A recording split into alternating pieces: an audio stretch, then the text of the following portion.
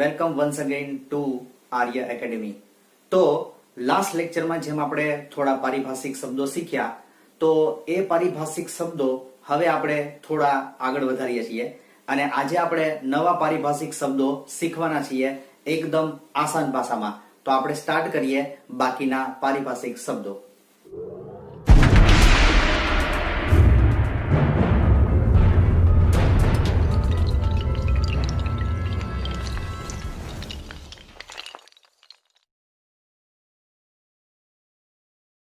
Okay friends, તો chapter 1 ને આપણે આગળ વધારતા બાકીના પારિભાષિક શબ્દોમાં હવેનો પારિભાષિક શબ્દ આવે છે દેવું। દેવુંનું બીજું નામ છે જવાબદારી। એટલે દેવું કોને કહી શકાય? તો અહીંયા વ્યાખ્યા કરી છે કે ધંધાની લેવડ દેવડ અંગે જે રકમો વેપારીએ એટલે કે ધંધાએ ચૂકવવાની બાકી હોય તેને દેવું કહે છે। એટલે આપણે નોર્મલ ભાષામાં, આપણી વ્યવહારુ ભાષામાં પણ દેવું શબ્દનો ઉપયોગ કરીએ છીએ ઘણી બધી વાર। તો એ જ દેવાનો અર્થ અહીંયા પણ આપણે ધંધામાં સમજવાનો છે। શું કહ્યું છે કે ધંધાની લેવડ દેવડ અંગે ઘણીવાર એવું થાય કે આ જે બિઝનેસ છે, એ બિઝનેસ એટલે કે આ કાપડનો વેપારી છે અથવા કાપડનો સ્ટોર છે, એ કોઈ વેપારી પાસેથી કાપડ લે છે, એટલે કે ધંધો લેવડ દેવડ કરે છે।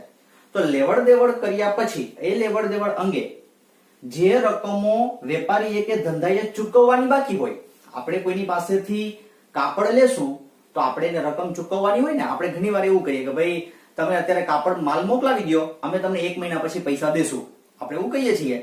તો આ જે 1 મહિના પછી પૈસા ચૂકવવાના બાકી છે, એટલે ચૂકવવાની બાકી રકમ હોય તેને શું કહેવાય? તેને દેવું કહેવાય, બરાબર? તો આ દેવું એટલે એને જવાબદારી પણ શબ્દ તરીકે ઉપયોગ કરવામાં આવે છે। ઘણા લોકો જવાબદારી પણ કહે, ઘણા લોકો દેવું પણ શબ્દ ઉપયોગ કરે। અને આપણે તમને યાદ હોય તો મૂડીની જ્યારે આપણે વ્યાખ્યા શીખ્યા, બરાબર, ત્યારે આપણે એમાં મૂડી એટલે મૂડી એક આંતરિક જવાબદારી છે ધંધાની। તો હવે સમજાયું કે ધંધાની આંતરિક જવાબદારી એટલે કે ધંધાને માલિક પ્રત્યેની આંતરિક જવાબદારી છે। બે પ્રકારની જવાબદારી હોઈ શકે, એક આંતરિક જવાબદારી અને એક બાહ્ય જવાબદારી। માલિક છે એ ઘરનો માણસ છે, એટલે એમના પ્રત્યેની જે ધંધાની જવાબદારી છે એ આંતરિક જવાબદારી છે। અને આ લેણદાર છે એટલે કે જે વેપારી છે, જેને આપણે પૈસા ચૂકવવાના છે, એ બાહ્ય માણસ છે, બાહ્ય પક્ષકાર છે। તો એમના પ્રત્યે જે કઈ દેવું છે એ બાહ્ય જવાબદારી કહેવાય, બરાબર? તો સમજાઈ ગયું દેવાની વ્યાખ્યા વ્યવસ્થિત રીતના? ઓકે, તો એમાં કોણ આવે? દાખલા તરીકે લેણદાર આવે, દેવી હુંડી આવે। આ લેણદાર એટલે કોણ છે, દેવી હુંડી શું છે, એ આપણે પણ આગળ પારિભાષિક શબ્દમાં સમજવાના છીએ। હવે અહીંયા દેવાના 2 પ્રકાર છે એવું કહ્યું છે। તો દેવાના 2 પ્રકાર કયા કયા? તો સૌથી પહેલા ચાલુ દેવું। તો ચાલુ દેવુંની બહુ સરળ વ્યાખ્યા છે, એકદમ ઈઝી। શું છે? તો કે 1 વર્ષથી ઓછી મુદતમાં ચૂકવવા પાત્ર દેવું। એટલે કે ધંધાનું એવું દેવું કે જેને 1 વર્ષની અંદર ગમે તેમ કરીને ચૂકવી દેવાનું છે। એટલે 1 વર્ષની અંદર જે ચૂકવાઈ જાય છે, તો 1 વર્ષ પૂરતી જેની જવાબદારી છે અથવા 1 વર્ષની અંદર જેને ચૂકવી દેવાનું છે, એ બધા જ દેવા ચાલુ દેવા કહેવાય, બરાબર? એમાં પણ કોણ આવે? તો કે લેણદાર। મોટે ભાગે વેપારીઓ છે ને એ મુદત ઉપર માલ આપતા હોય। આપણે કોઈ વેપારી પાસેથી કઈ માલ ખરીદીએ તો એમ કે ભાઈ 30 દિવસની મુદત છે, 45 દિવસની મુદત છે, 60 દિવસની મુદત છે, એટલે 60 દિવસમાં આપણે એને પૈસા ચૂકવી આપવાના।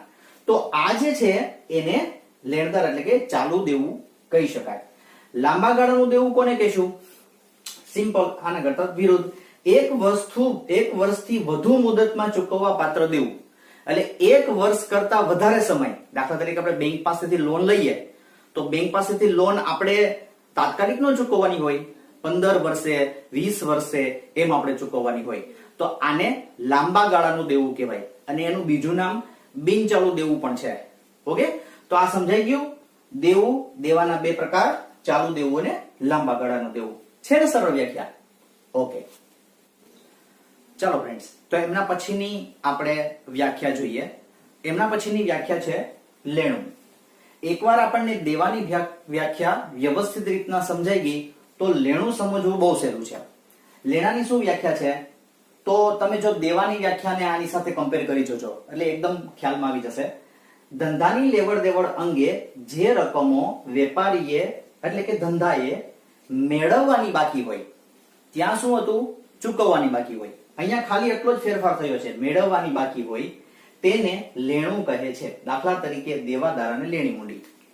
એટલે કે લેણું કોને કહેવાય? તો કે વેપારી છે એ જ્યારે ધંધો છે એ માલ વેચે છે. કોને વેચશે? તો કે ગ્રાહકને વેચશે.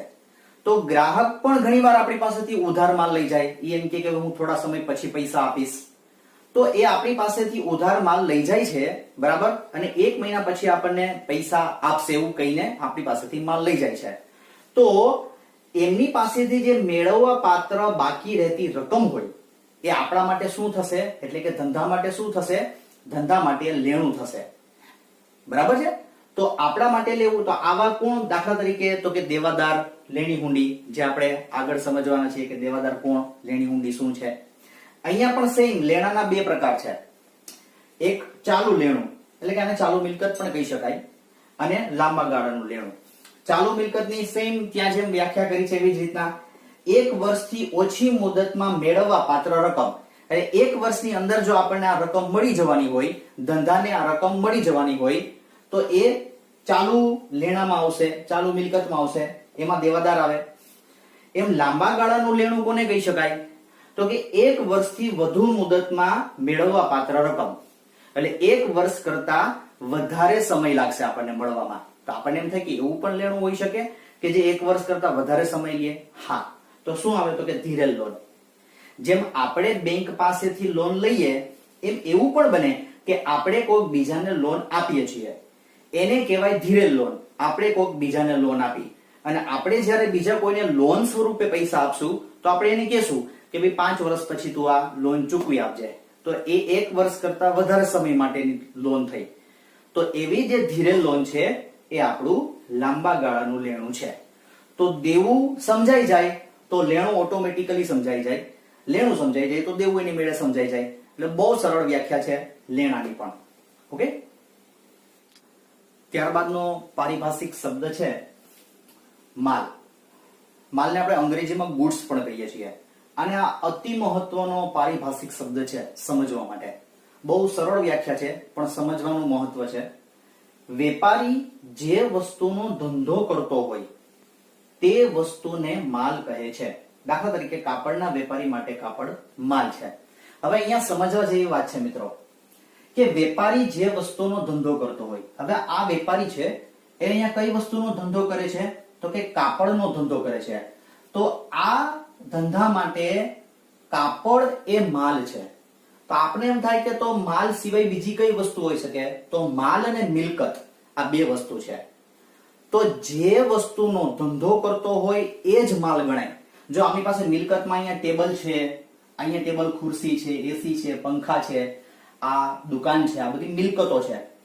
આ ટેબલ એને વેચવા માટે નથી રાખ્યું, આ ખુરશી પણ એને વેચવા માટે નથી રાખી, કારણ કે આનો ધંધો નથી કરતો. એ ધંધો તો કાપડનો જ કરે છે. તો કાપડનો ધંધો કરે છે એટલા માટે માત્ર કાપડ જ આના માટે માલ ગણાશે. આ બધી એના માટે મિલકત ગણાશે.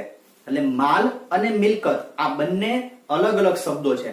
તો અલગ અલગ શબ્દોને અલગ અલગ રીતના સમજવાનો પ્રયત્ન કરશું. એટલે અહીંયા શું કીધું છે કે જે વસ્તુનો ધંધો કરતો હોય, તો અહીંયા ધંધો કરે છે કાપડનો.